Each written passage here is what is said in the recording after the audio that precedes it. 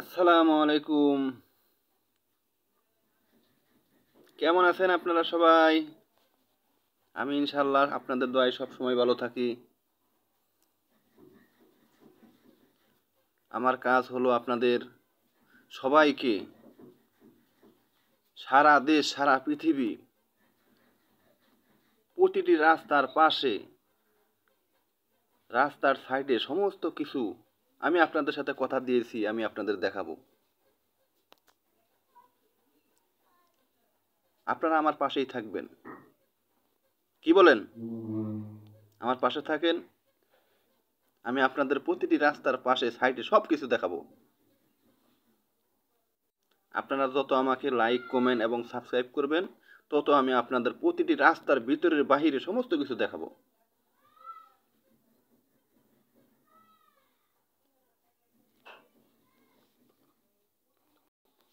এখন আমরা প্রাকৃতিক দৃশ্য দেখতেছি, কি বলেন? এই দৃশ্য দেখতে দেখতে জার্নি করতে করতে গুনগুনে আমরা সবাই গান গাবো। তাহলে আমরা এই জার্নিটা আমাদের কাছে ভালো লাগবে। কি?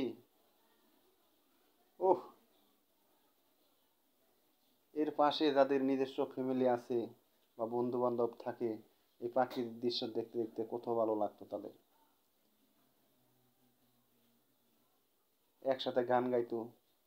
কি সুখে বাসি আমি একবার নিলে না খবর, জানি না কি পাথর দিয়ে গড়েছে বিধি তোমার কঠিন অন্তর।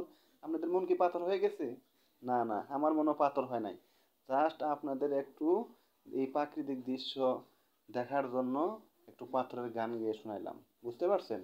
আর এরকম গান শুনে আপনাদের মন পাথর করে ফেলায় না, ঠিক আছে?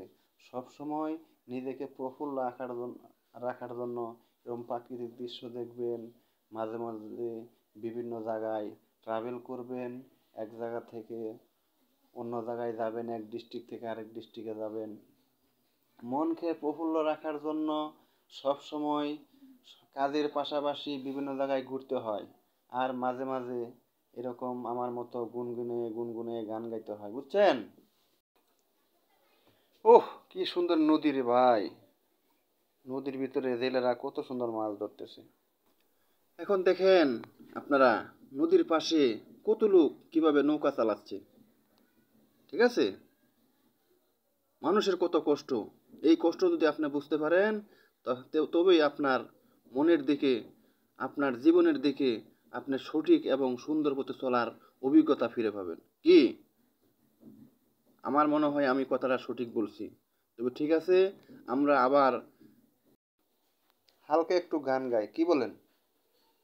মন তুই রইলি খাসার আসে, খাসা যে তোর কাঁচা বাসে,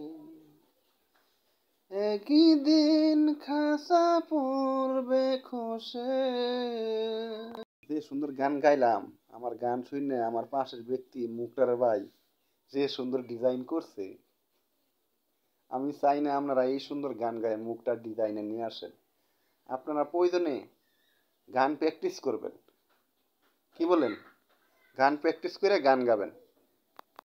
এখন আমি কমলাপুর রেল স্টেশনে চলে আসছি। দেখেন আপনাদের সামনে কমলাপুর রেল স্টেশনে যারা ওই আপনার মাল বিভিন্ন রকম জিনিস টেনে দেয় তাদের সাথে কথা বলছি। স্টেশনারি আছে, হ্যাঁ পাস আছে না, পাস আছে। আপনাদের কাজ কি এইটাই নাকি? আরো কাজ আছে, আসে তাই? কতদিন ধরে কি কাজ করেন এখানে?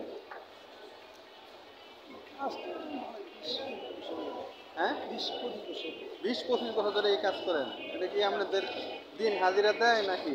না, কিভাবে দেয়?